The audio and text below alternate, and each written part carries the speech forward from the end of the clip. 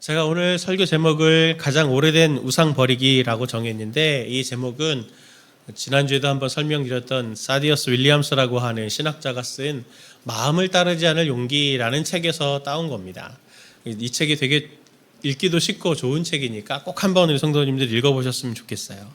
그 책을 보면은 미국의 기독교 전문 리서치 기관인 이제 바나 그룹이라는 그룹이 있거든요. 교회와 기독교 문화에 대한 부분들을 같이 이렇게 연구도 하고 또 제안도 하고 교회 컨설팅도 하는 굉장히 건강한 이제 그런 단체인데, 그 바나 그룹의 설문조사를 인용해서 이 책에서 이 윌리엄스가 이렇게 얘기합니다. 제가 한번 읽어보겠습니다.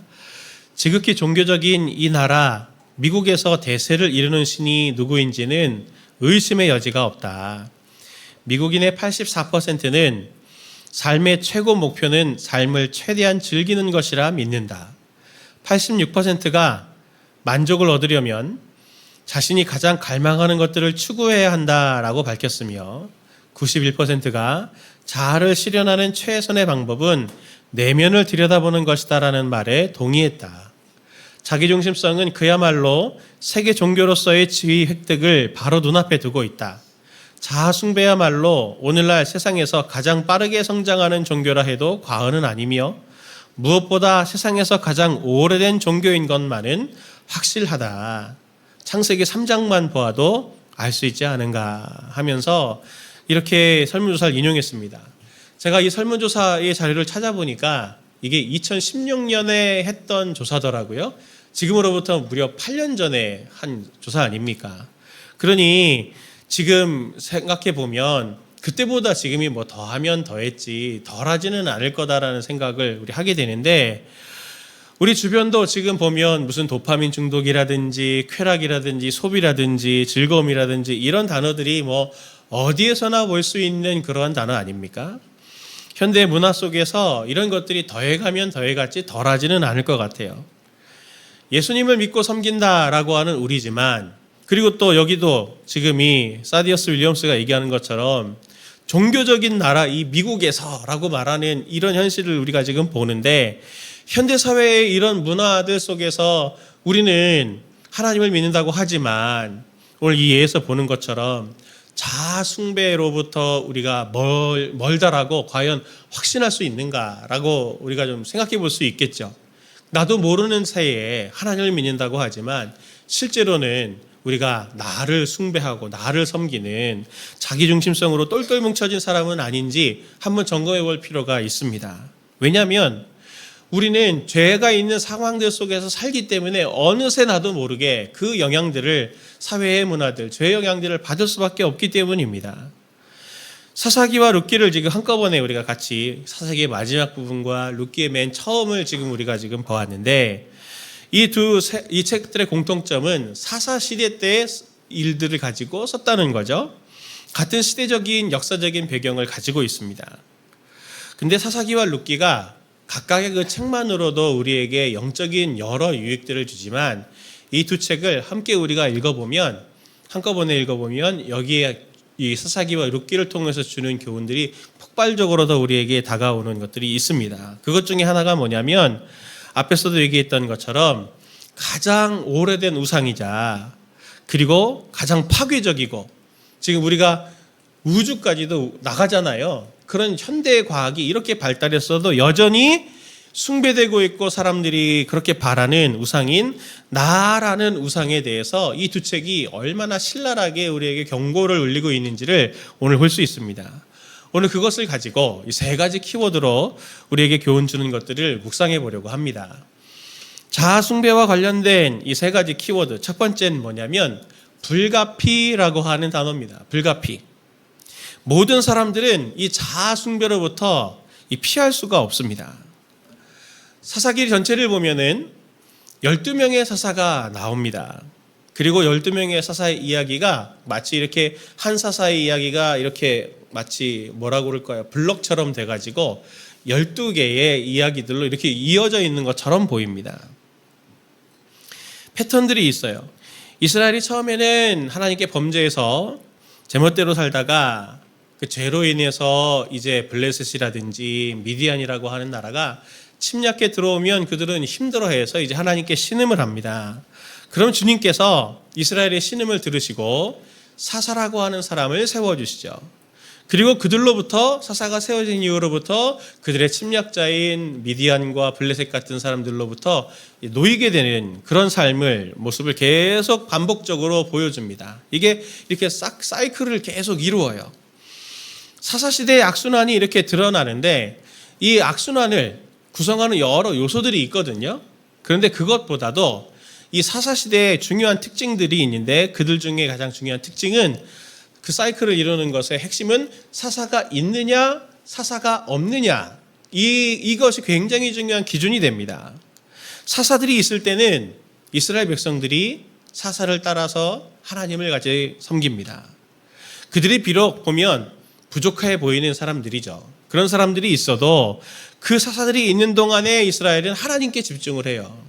그런데 그 사사들이 죽게 되었을 때는 어떠냐 하면 이스라엘은 지체 없이 예전의 그 죄의 악의 모습으로 재빠르게 원위치로 돌아가는 모습을 보여줍니다. 한 번도 예외 없이 말이죠.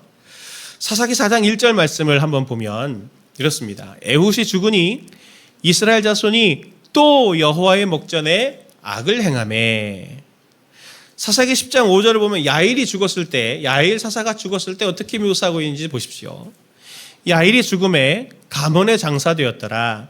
이스라엘 자손이 다시 여호와의 목전에 악을 행하여 바알들과 아스타롯과 아람의 신들과 시돈의 신들과 모압의 신들과 암몬 자손의 신들과 블레셋 사람들의 신들을 섬기고 여호와를 버리고 그를 섬기지 아니함으로 하면서 사사들이 죽었을 때 바로 원위치, 다시 죄의 모습으로 돌아가는 그런 모습을 볼 수 있습니다. 오늘 본문은 제가 읽지는 않겠지만 사사기 13장을 보면 압돈이 죽었을 때도 똑같이 이 모습이 그대로 드러나요. 이스라엘이 언제 반복적으로 하나님의 목전에 악을 행했다고요? 사사가 죽었을 때, 사사가 없을 때, 그들의 지도자가 없었을 때 말입니다. 그래서 사사기를 보면은 17장부터 21장까지 반복적으로 나오는 표현이 있어요. 그것은 바로 무엇이냐면 이스라엘의 왕이 없다와 이스라엘의 왕이 없다 하는 이 말과 각 사람이 자기의 소견에 옳은 대로 행했다라고 하는 이 말이 항상 쌍으로 이루어서 나오는 걸 볼 수 있습니다. 그 중에 하나를 사사기 17장 6절 말씀을 같이 보길 원합니다. 같이 봅니다. 그때는 이스라엘 왕이 없었으므로 사람마다 자기 소견에 옳은 대로 행하였더라. 아멘. 여기도 보면 그냥 이 두 가지가 하나 세트로 나오잖아요. 이어서. 그런데 사사기 맨 마지막 우리가 오늘 읽은 본문인 21장 25절은 어떻게 끝납니까? 그때 이스라엘의 왕이 없으므로 사람이 각기 자기의 소견에 옳은 대로 행하였더라. 이스라엘의 왕이 없으므로 사람이 각기 자기의 소견에 오른 대로 행하였더라 하고 사사기는 끝이 나요. 마치 기분 나쁜 영화 보고 해피엔딩으로 안 끝나고 되게 새드엔딩이라든지 막 악인이 막 이렇게 잘 사는 그런 걸로 하고 영화 딱 끝나면 보고 굉장히 기분 나쁘잖아요. 그거 같은 거죠. 아니 지금 이스라엘의 왕이 없으므로 사람마다 자기 소견에 옳은 대로 행하였더라 하고 사사기가 끝나면 안 되잖아요. 근데 마치 무슨 열릴 결말의 영화를 보는 것처럼 이러고 사사기가 딱 끝나고 바로 사사기 다음에 룻기가 시작되지 않습니까? 룻기가 어떻게 시작이 되나요? 그게 오늘 우리가 읽은 1장 1절 말씀이죠. 사사들이 치리하던 때에 그 땅에 흉년이 드니라. 유다 베들레헴의 한 사람이 그의 아내와 두 아들을 데리고 모압 지방에 가서 거류하였는데 그 사람의 이름은 엘리멜렉이요 그의 아내 이름은 나오미요 그의 두 아들의 이름은 말론과 기련이니 유다 베들레헴 에브라 사람들이었더라. 어떻습니까?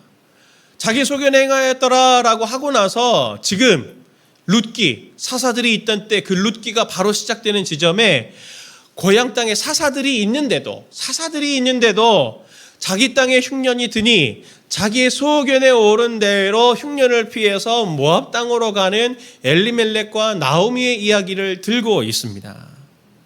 이게 뭘 이야기해 주는 건가요? 이게 뭘 이야기해 줍니까? 자기의 소견대로 살아간 그 사람의 이야기로 이어져 가는 것을 보면서 우리는 이게 습관이구나 하는 것들을 그대로 보여주게 됩니다. 사사기와 룻기가 함께 있어서 보여주는 메시지는 분명해요. 이스라엘은, 또 우리는, 이 책을 읽는 우리를 인도해 줄 자가 없다면 언제든지 어느 때든지 한 번도 예외 없이 너무나 쉽게 하나님을 떠나고 말고 자기의 소견대로 행하는 나를 우상 삼고 자기의 소견대로 살아가게 된다라고 하는 것을 분명하게 이야기합니다. 사사기에 몇 명의 사사가 나온다고 했습니까? 12명의 사사가 나온다고 말씀드렸잖아요. 이 사사들이 읽어보면 지파별로 골고루입니다. 근데 이 12명의 사사가 보면은 12지파를 생각나게 하죠. 모든 이스라엘이 다 똑같아. 그걸 말해주는 거 아닙니까? 그리고 12 하면 딱 생각나는 게 뭐가 생각나세요? 7, 10, 12 이런 숫자들은 성경에서 완전수라고 우리가 알려져 있지 않습니까? 모든 사람이 다 똑같다. 그걸 말해주고 있는 거죠. 12명의 사사가 다스렸어도 사사가 있을 동안에만 겨우 살게 되는 거죠. 우리도 별반 다르지 않다. 예외가 아니다. 그걸 지금 말하고 있는 겁니다. 제 내면과 제 죄성들을 이렇게 보더라도 정말 그런 것 같아요. 제가 제 죄성에 대해서 생각할 때 한번 이렇게 깨달음을 하나 주셨던 이미지가 뭐냐면 이 나침반이에요. 나침반. 나침반 아시죠? 초등학교 때 이 나침반 가지고 이렇게 실험하잖아요. 뭐 자력 뭐 이런 거. 항상 나침반은 자북을 가리키지 않습니까? 근데 자석이 오면 가까이 오면 딱 바늘이 바뀌어가지고 자석을 향하죠. 근데 신기하더라고요. 막 장난하고 싶잖아요. 저도 막 이제 이 자석을 가지고 어느 정도 거리에 있어야 얘가 자기의 위치로 돌아갈까 이런 장난도 하고 실험도 해보고 또 이게 갑자기 획 돌아가니까 한 중간쯤 돌아가게 해볼 수는 없을까 해갖고 막 노력을 해봐도 그거 쉽게 안 되더라고요. 근데 이 모습이 다 내 모습 같은 거죠. 우리는 기본적으로 자석이 없으면 자북을 가리키는 나침반처럼 죄와 사망을 향해서 계속 달려가게 됩니다. 하나님께 가까이 있어서 하나님께 가까이 자석에 가까이 있어서 나침반이 자석을 향하는 것 같이 우리가 하나님을 향하는 것 같더라도 어느새 어느 위치가 딱 지나고 나면 그냥 서서히 변하는 게 아니고 갑자기 탁 하고 하나님을 따르는 길이 아니고 죄를 따르는 것으로 막 달려가는 그런 모습들이 바로 우리의 모습 아닌가요? 성도님들도 그런 경험 해보지 않으셨습니까? 나름대로 성령 충만하다고 말할 때는 하나님 앞에서 막 헌신도 할 것 같고 그리고 더 말씀도 꿀처럼 성령꿀처럼 달다가도 어느 때 되다 보면 아유 이제 잠이 안 오니까 성경책을 읽어야지 하실 때도 있지 않으셨어요? 왜 그런가요? 우리도 별반 다를 것 없이 이스라엘과 동일하다고 하는 것을 말합니다. 그래서 우리는 자아 숭배는 우리를 인도하는 자가 없으면 반드시 불가피하게 자아 숭배로 달려가게 된다라고 하는 것을 기억하시길 바랍니다. 두 번째로 자아 숭배와 관련된 두 번째 키워드는 필패라는 단어예요. 필패. 자아 숭배를 하게 되면 반드시 필패하게 됩니다. 온전한 왕이 없으니 내가 왕이 돼서 내 스스로 임의대로 자기의 소견대로 하게 되겠죠. 그런데 이 지점에서 우리가 다시 한번 생각해 봐야 될 게 이거 아닙니까? 자기의 소견대로 하면 안 되나요? 자기 소견대로 하면 안 되나요? 범죄인가요, 그게? 왜 자기의 소견대로 하면 안 된다고 하나님은 하시나요? 저도 이게 참 이상해가지고 한참 들여다본 적이 있습니다. 그런데 묵상해 보면서 깨닫게 되는 게 무엇이냐면 이거죠. 우리가 자주 잊어버리는 것 중에 하나가 있는데 우리 모두가 그게 뭐냐면 우리가 별로 믿을만하지 못하다라는 겁니다. 별로 우리 자신이 믿을만하지 못해요.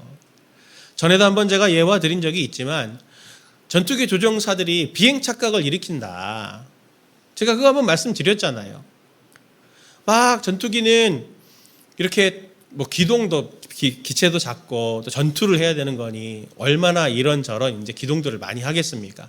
그러다 보면 그렇게 경험이 많은 이 파일럿들이라도 어디가 하늘이고 어디가 바다인지 구분이 잘 안 돼가지고 현대 전투기 조종사들도 종종 바다에 빠지는 일들을 그런 착오 감각의 이상으로 판단 착오를 일으켜서 바다에 빠지는 사고들이 여러 번 있다고 그래요.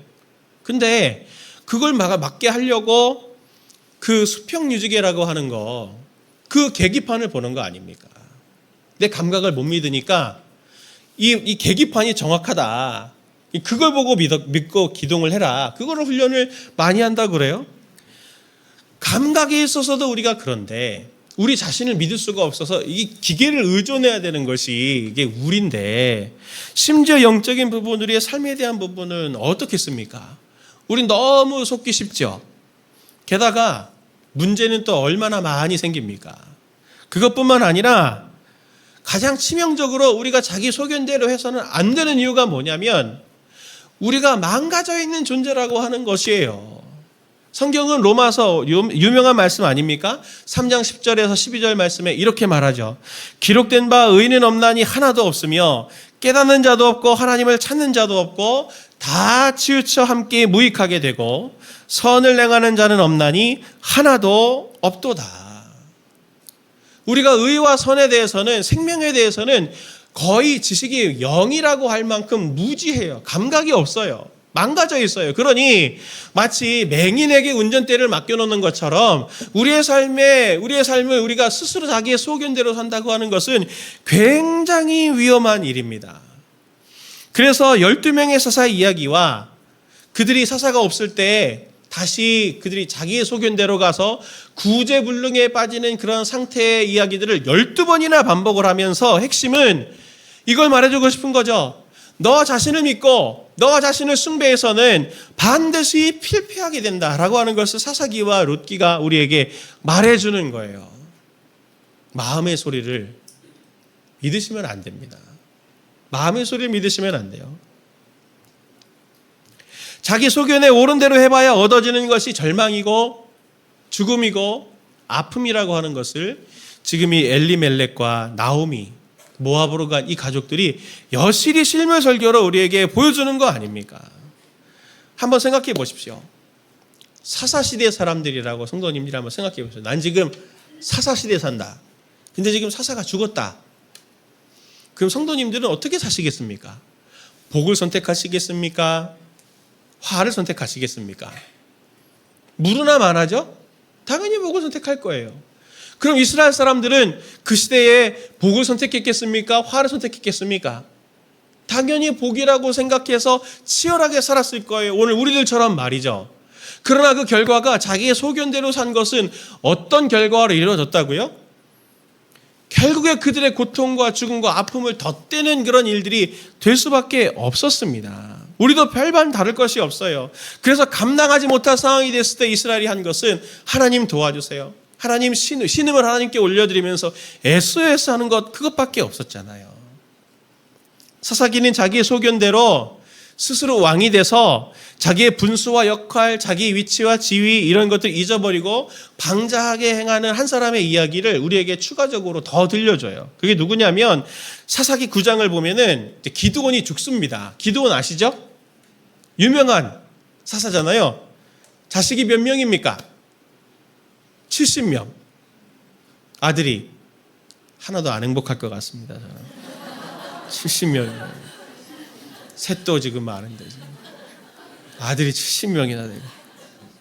근데 그 중에 아들인 아비멜렉이라는 아들이 있어요. 근데 자기가 자기 아버지를 보고 굉장히 영향력 있는 사사였으니까 내가 왕이 돼야 되겠다 하는 마음을 가지고 돈으로 불량배를 매수합니다. 스스로 왕이라고 참칭을 하고 그리고 난 다음에 자기의 형제 70명을 죽이죠. 원래 사사의 직분은 왕처럼 대를 이어가는 것이 아니었습니다. 하나님께서 그냥 세우신 단회적인 직분이에요. 임시직이에요. 근데 아버지의 영향을 보고 내가 스스로 왕이 되겠다 하고 했더니 집안이 이게 지금 어떻게 된 겁니까?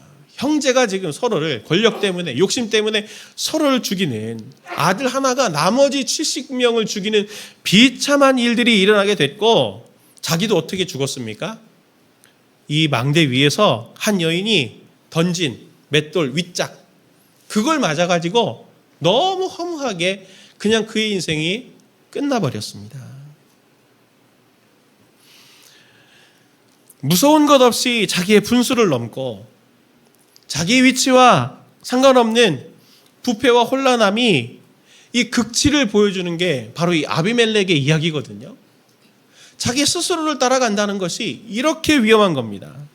인간의 죄성은 정말 자기 소견대로 살아가고, 정말 인간의 죄성은 고집이 세서 잘 변화되지 않아요. 이걸 여실히 보여주는 게 오늘날 신사사기 문화를 오늘 우리도 지금 보고 있는 거 아닙니까? 성도님들, 사사기가 언제 쓰여졌냐면 BC 1000년경에 쓰여졌어요. 그러니 지금으로부터 무려 한 3000년 전에 쓰여진 이야기인데, 왕이 없고 이끌어주는 자가 없으니까 자기 소견대로 살아가서 기준이 무너져갖고 지금 막 혼란한 이러한 모습들을 이스라엘의 지금 이 고생하는 이야기를 우리가 지금 사사기에서 보는데, 성도님들도 이번에 보셨잖아요. 이 혼란함을 어디서 보셨습니까? 저는 다 아마 경험하셨을 텐데, 올림픽 개막식 하면서 개막식 그 영상 보고 엄청 이슈가 많이 됐잖아요. 뭐 동성애가 옳으냐, 성경적으로 나쁘냐, 좋으냐, 뭐 이런 거 다 제치고, 도덕적으로 옳으냐 이런 가치 다 빼고, 제가 이슈가 돼갖고 저는 안 봤는데 나중에 이제 클립으로 된 거 봤어요. 개막식 영상 제가 딱 보고, 그렇지, 프랑스 놈들이 저렇지. 제가 대학 때 프랑스 영화를 제가 봤는데 왜 그렇게 영화를 갖고 잘난 척을 많이 하려고 하는 거예요. 막 온갖 사조들 다 때려 넣고, 나는 봐도 스토리의 개연성도 모르겠고, 왜 저 사람이 저기에 나오는지, 왜 저런 말을 하는지 모르겠는지, 나름대로 자기는 의식이 있다 생각하고 뭔가 막 하고 싶은 얘기가 많은 것 같은데 하나도 재미도 없고, 이 영화를 왜 봐야 되는지도 모르겠는데 또 상 받았대요. 또 그 영화가 무슨 카네에서 상을 받았다. 막 제가 그거 보면 이 영화만 그러겠지. 그리고 다른 프랑스 영화 봤더니 거기도 그래서 프랑스 놈들은 다 저렇구나. 그래서 제가 개막식을 보면서 역시 프랑스는 아는 척 하려고 그러는구나. 앞서가려고 하려고 그렇게 온갖 것들을 다 집어넣었는데, 그거 뭐 성소수자 이런 얘기 말고 모든 사람들이 보면서 그거 보고 한마디씩 다 하는 이유가 뭡니까? 너무너무 혼란하잖아요. 저도 이번에 최근에 어떤 목사님을 만났는데, 교회에서 배려를 해주셔가지고 미국에 이제 잘 친구들, 동기들 뭐 만나고 오셨더라고요. 캐나다도 갔다 오시고. 그래서 제가 그 어땠냐 그런 얘기들을 그냥 이렇게 쭉 들었는데, 캐나다 갔던 얘기를 해주는데 무슨 얘기를 해주냐면은 젠더 프리 화장실을 얘기해 주더라고요. 젠더 프리 화장실, 남자 화장실, 여자 화장실이 아니고 여긴 젠더 프리, 모든 성 뭐라고 해야 되나, 이거 성 정체성을 가진 사람들이 들어갈 수 있는 화장실이다 해가지고 다 같이 들어간대요. 예, 되게 앞서 보이죠? 근데 뭐 우리나라는 없었습니까? 그게 공용 화장실이잖아요. 공용 화장실을 잘 포장해서 젠더 프리 화장실이라고 한 거 외에는 뭐가 다르냐고요. 예, 예전부터 있었던 건데 이걸 우리가 어떻게 받아들여야 됩니까? 자기 소견대로 살아가는 것이 얼마나 혼란하고 혼미한지. 오히려 보니까 그렇더래요. 화장실에 들어가 봤대요. 그래가지고 젠더 프리 화장실에 들어가 봤대요. 그게 불편한 사람도 있을 거잖아요. 그랬더니 이렇게 칸들이 있는데 거기에 이렇게 뭐가 붙어 있대요. 읽어보니까 여기는 젠더 프리, 이게 불편한 사람들을 위한 칸입니다. 배려해달라고. 그게 하나 이렇게 붙어 있다고 하더라고요. 예. 오히려 그런 게 더 배려를 받아야 되는 거.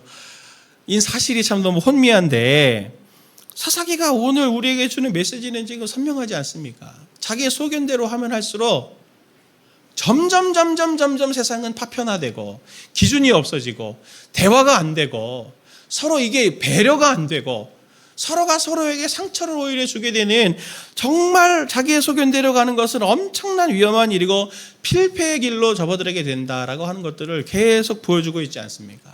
오늘 대화가 단절되는 가정 안을 보십시오. 왜 대화가 단절이 됩니까? 자기를 존중해달라고 하는, 자기의 소견대로 얘기하는, 주장하는 사람들만 있지 그것을 가지고 서로 이렇게 이어주려고 하는 사람들은 없어요. 자기의 소견대로 가는 삶은 반드시 갈등과 분열과 다툼으로 연결되게 되는 겁니다. 자아숭배와 관련된 세 번째 키워드는 뭐냐면 전환이에요. 전환해라. 자아숭배로부터 하나님의 숭배로 전환해라라고 하는 것을 사사기와 룻기는 우리에게 분명히 이야기합니다.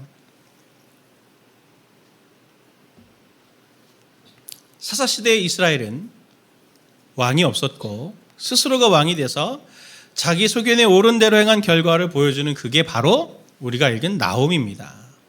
그런데 그 나오미가 어떻게 회복이 되었나요? 오늘 우리가 1장 1절부터 5절까지를 봤지만 나오미가 그 고통을 당한 후에 회복으로 나오게 된 것은 자기가 있어야 할 곳, 자기의 고향 땅인 이 유다 땅으로 돌아오면서부터 그의 회복이 시작된 거 우리는 잘 알고 있습니다. 사사기를 또 볼까요? 블레셋과 미디안 같은 침략자들에 의해서 그들이 고통당할 때 그들이 어떻게 그들의 삶의 터전을 지켜냈고 침략자들이 있다 할지라도 그들을 어떻게 물리치고 승리할 수 있었나라고 하는 것을 사사기는 우리에게 분명히 이야기합니다. 제가 2절 말씀을 같이 보려고 하는데 말씀의 공통점을 한번 찾아보십시오. 사사기 1장 1절부터 2절 말씀을 같이 봅니다. 자, 시작. 여호수아가 죽은 후에 이스라엘 자손이 여호와께 여쭈어 이르되 우리 가운데 누가 먼저 올라가서 가나안 족속과 싸우리이까? 여호와께서 이르시되 유다가 올라갈지니라. 보라, 내가 이 땅을 그의 손에 넘겨주었노라 하시니라. 또 사사기 20장 18절 말씀을 같이 보시죠. 이스라엘 자손이 일어나 베델에 올라가서 하나님께 여쭈어 이르되 우리 중에 누가 먼저 올라가서 베냐민 자손과 싸우리까 하니 여호와께서 말씀하시되 유다가 먼저 갈지니라 하시니라. 아멘. 두 말씀의 공통점이 있죠. 무엇입니까?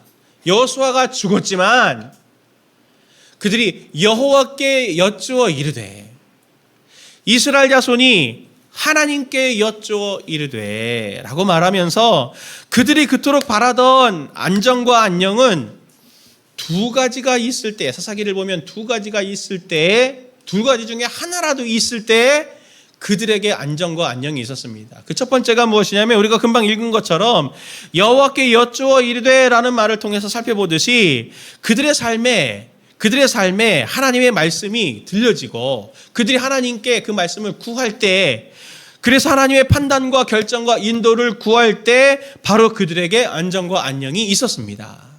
그리고 두 번째는 무엇이냐면 혼미한 이스라엘이었을 때 그들에게 하나님의 사람 사사들이 세워졌던 때이죠. 사사라고 하는 말 잘 안 쓰잖아요. 예, 사사 잘 안 씁니다.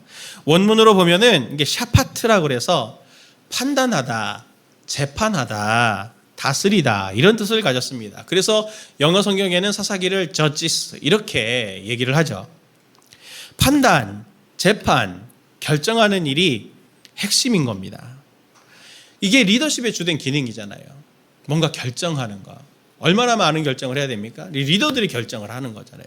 리더십의 가장 핵심 기능이 결정하는 일인데, 진지하고 깊이가 있는 신앙생활하는 성도들, 수없이 많은 결정들을 우리가 우리의 삶에서 할 때 정말 그 속에서 모든 결정을 주님이 주인 되심을 인정하고 하나님께 여쭙는 습관을 가진 사람들이 진짜 믿음이 깊은 사람들입니다.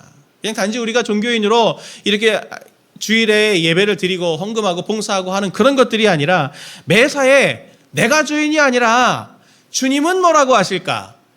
특히 내 삶에 예민하고 어려운 문제들이 닥쳐 있을수록 주님은 뭐라고 말씀을 하실까? 주님은 나에게 뭘 기뻐하실까라고 하는 것을 묻는 그 태도를 따라 결정하는 게 믿음이 정말 좋은 겁니다. 우리는 하나님을 섬기는 것을 자꾸 종교적인 영역으로 이렇게 축소시키는 경향들이 있어요. 왜냐하면 그걸 확장하면 확장할수록 또 어렵고 힘들거든요. 그러니 자꾸 우리는 이걸 이렇게 자꾸 교회 안에서만 또는 뭐 다락방 안에서만 이렇게 자꾸 이렇게 축소하려고 하는 경향이 있는데 그렇게 해서는 안 됩니다. 종교적인 영역도 분명히 잘 섬겨야 되지만 우리의 삶의 전 영역에 우리가 그렇게 하나님을 자꾸 개입시켜야 하는 이유는 온 세계를 지으신 하나님이시기 때문에 그런 것 아닙니까? 그리고 온 세계를 다스리는 하나님은 지금도 그 다스림을 우리 같은 사람들을 통해서, 우리 같은 사람들을 사사처럼 세우셔서 우리 주변을 섬기게 하셔서 생명을 공급하시려고 하는 하나님의 뜻이 있는 거예요. 누가 사사입니까? 오늘 이 시대의 사사는? 목사님이요. 하시면은 실망입니다. 우리 저만이 아니고 성도님들도 하나님께서 각자의 삶의 자리에 예수 그리스도를 믿는 아버지로서, 어머니로서, 사장님으로서, 직장 상사로서 하나님께서 각자의 삶의 자리에 세우신 사사 같은 사람들인 거죠. 하나님께서 성도님들에게 결정할 재량권을 주셨잖아요. 하다못해 내가 월급을 받아서 이만큼의 월급을 내가 어떻게 써야 될지 결정할 수 있는, 그것을 내가 여행 갈 때 쓸지, 뭐 누굴 구제할 때 쓸지, 아니면 내가 이걸 가지고 누구를 섬기는 데 쓸지 결정하는 건 다 성도님들에게 주신 결정권자 아닙니까? 하나님이 성도님들을 사사로 세우신 거 아닌가요? 이스라엘에 세우신 사사들을 보십시오. 그들을 보면은 어떤 사람은 여자도 있었습니다. 여자를 무시해서가 아니고 그 당시에는 여자가 이런 법적인 사회적인 권리가 없었음에도 그런 여자들까지 하나님께서 쓰셔서 사사로 삼으셨어요. 그리고 그 당시에는 장애인처럼 여기던 왼손잡이 에훗 같은 사람도 하나님께서 사사로 쓰셨습니다. 그리고 뭐 우리에게 너무 익숙한 삼손 같은 자격 없는 사람도 하나님께서 사사로 쓰셨죠. 그런 걸 보면 사사들의 자질, 역량, 그리고 자격, 이런 걸 보고 그 사람을 하나님께서 사사로 세우신 게 아니고 하나님이 그 하나님의 사람들을 사사로 세우셔서 그들에게 하나님의 일들을 통해 하나님을 대리 통치할 수 있도록 모든 능력과 은사들을 다 부어주셔서 그들이 하나님의 통로, 하나님의 도구로 쓰임받게 하신 것이지 그들이 잘나서가 아니에요. 그들에게 있는 딱 한 가지 공통점이 있습니다. 사사들에게 있는 공통점, 그것은 뭐냐면 다른 이스라엘과는 다르게 하나님을 그 마음속에 왕으로 두고 있는 사람이었다는 겁니다. 하나님은 그들에게 은사를 주셔서 그들로 샤파트, 결정권자가 되게 해주신 거죠. 그래서 그들을 고통스럽게 하는 적들과 그들의 환경에서 건져내게 하시는 하나님의 능력의 손으로 그들을 쓰십니다. 그래서 이스라엘에게 사사는 하나님이 세우신 사람, 하나님이 세우셔서 하나님을 왕으로 여기는 마음을 가지니 그 사사가 있었느냐 없었느냐가 그렇게 중요해지는 겁니다. 사사가 있으면 거기 하나님의 구원이 임해요. 사사가 없으면 이스라엘은 각기 제갈 길로 가서 망가지는 삶을 살게 되는 겁니다. 고통으로 가는 거예요. 성도님들이 오늘 하나님을 왕으로 여기는 사사 같은 마음으로 내 삶에 있느냐 없느냐가 중요한 거지 무슨 역할과 기능을 하느냐는 둘째 셋째 문제라는 겁니다. 사사기의 메시지는 분명해요. 이스라엘에게는 또 우리에게는 우리를 이끌어줄 자가 필요합니다. 우리에게 진정한 사사가 되시는 예수님이 계시죠.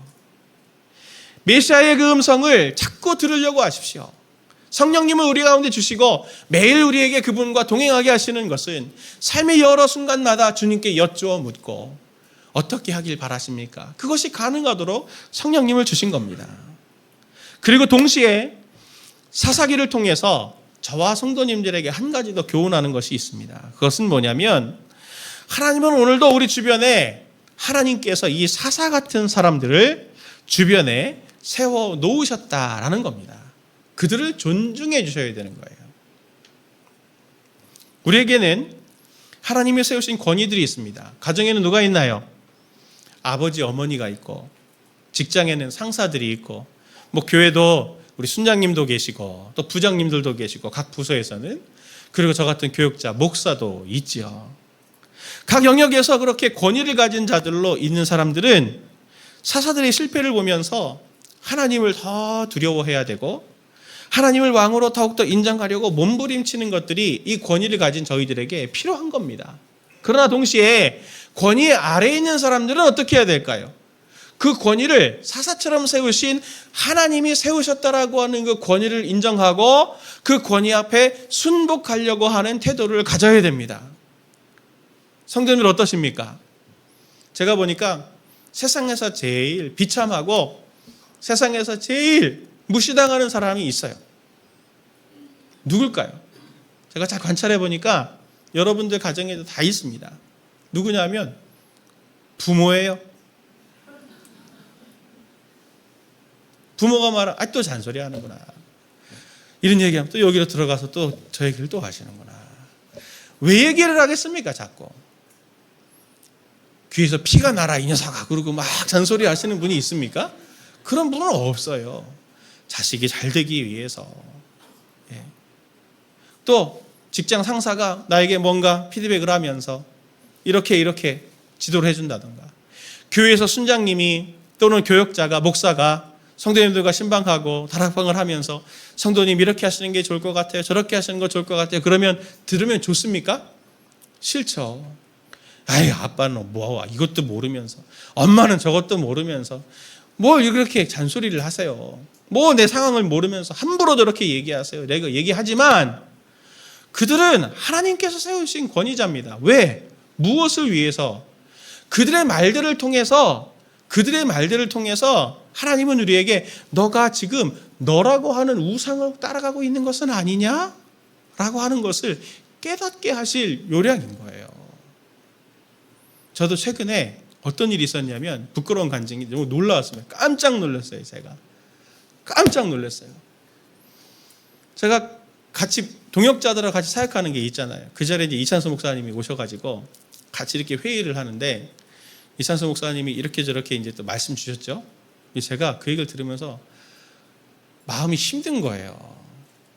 이건 아닐 것 같은데, 이건 아닌 것 같은데. 그러면서 제가 막 이제 마음이 이제 어려워지는데 제가 무슨 마음이 들었냐면 이게 되게 익숙한 지금 광경이거든요. 분당 우리 교회에서는. 예. 이게 굉장히 익숙한데 제가 꼴랑 담임 목사 몇 년 했다고 반대하는 그런 다른 이견들이 나오는 걸 받아들이기 어려워하는 이게 동료가 아니고 제가 존경하고 아버지같이 여기는 이찬수 목사님이 얘기하시는데도 이걸 받기가 되게 어려워하는 이걸 딱 보면서 네가 지금 많이 변질됐구나. 네가 지금 담임 목사가 됐다고, 너 위에 아무도 없다고 네가 지금 왕처럼 되고 있구나. 그걸 제가 깨달으면서 제가 정말 하나님 앞에서 하나님 감사합니다. 하나님 감사합니다. 제가 제가 이렇게 쉽게 변질될 수 있군요. 저도. 제가 그러면서 이찬수 목사님 같은 분이 계시다고 하는 거 자꾸 만나게 된다는 게 너무 제가 감사하고, 저에게 성도님들이 해주시는 얘기들, 순장님들이 해주시거나 성도님들이 해주시는 얘기들도 제가 늘 그래서 늘 들으려고 하는데, 그럼에도 불구하고 제가 이게 남의 얘기를 안 들으려고 하는 저의 이 모습을 보면서 나도 이게 나를 우상 삼아 지금 섬기는 일들에 너무 이렇게 빠를 수 있구나라고 하는 보면서 제가 너무 깜짝 놀랐어요. 성도님들 주변에 하나님께서 세워주신 권위자들을 사랑하시고 존경해 주십시오.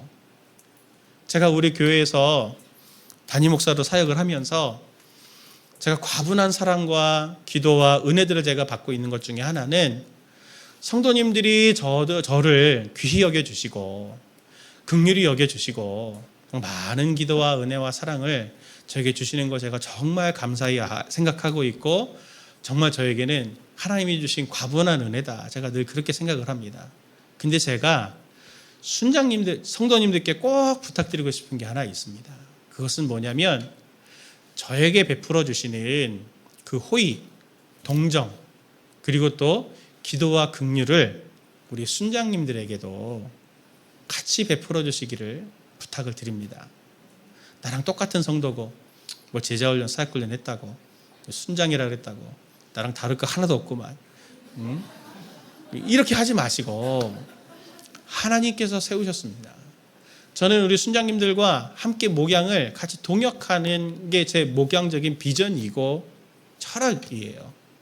그리고 순장님들을 통해서 같이 함께 동역하는 순원분들이, 성도님들이 하나가 되길 바라서, 그렇게 성도님들이 수가 많아도 함께 저희가 한 하나님의 음성과 하나님의 한 인도를 따라 저희들이 발맞추어 모두 손잡고 걸어가는 그런 공동체가 되기를 바랍니다. 순장님들도 보시면 성도님들이 보신 거 맞아요. 네, 나랑 똑같고 나랑 똑같이 거짓말하기도 하고 실수하기도 하고 약하기도 하고 합니다. 저는 안 그렇겠습니까? 저도 똑같습니다. 사사들이 부족했지만 하나님이 사사를 세우셨고 사사들이 있을 때 이스라엘이 원수로부터 보호되고 구원을 얻었던 것처럼 하나님께서 세우신 그들의 권위들을 인정을 해줄 수 있어야 성도님들도 하나님께서 성도님들에게 주신 권위를 인정해 주시고 그것들이 효과적으로 쓰게 하시는 하나님이세요. 하나님은 혼미하신 하나님이 아니고 무질서의 하나님이 아니고 바울이 고린도후서에서 말한 것처럼 하나님은 무질서의 하나님이 아니시고 화평의 하나님이시다라고 그렇게 말씀하실 때는 하나님이 세우신 그 권위들을 나를 보호해 줄 자들로 알고 그들을 사랑하고 긍휼히 여기고 그들을 순종해 주시는 그런 과정들을 통해서 가정도 회복이 되고 교회가 회복이 되고 사회가 회복이 되는 겁니다. 하나님이 우리의 왕이 되는 것은 그냥 여기에 무릎 꿇고 앉아가지고 하나님 저의 왕이십니다 하고 기도하고 하나님 저의 왕이십니다 찬양하는 걸로 끝나지 않습니다. 바로 오늘 우리의 일상 속의 삶에서 하나님이 지금 내게 무엇을 말씀하시려고 하는가, 하나님 제가 어떻게 하기를 원하십니까? 라고 하는 이 여쭙는 자세와 그리고 하나님께서 내게 세워주신 그 권위들을 사랑하고 존중하고 오히려 연약한 것들이 보일수록 내가 그것을 덮어주고 그것을 위해서 기도해 줌을 통하여 그리고 동시에 그들이 하는 말들을 통해 나를 위해 사랑해 주는 말들을 통해 그것들이 잘 순복하시려고 하는 것들을 통하여 성도님들이 진정한 평강과 하나님의 왕권을 인정해 주는 일들로 나아가게 되실 겁니다. 이것들을 꼭 기억하셔서 이 하나님의 들음과 권위들을 인정하고 사랑하는 순복하는 이것들이 균형이 잘 잡혀서 정말 나라는 우상을 속히 타파하고 정말 내 삶에 하나님을 늘 주님으로 세우는 놀라운 은혜가 있으시기를 예수님의 이름으로 축원을 드립니다.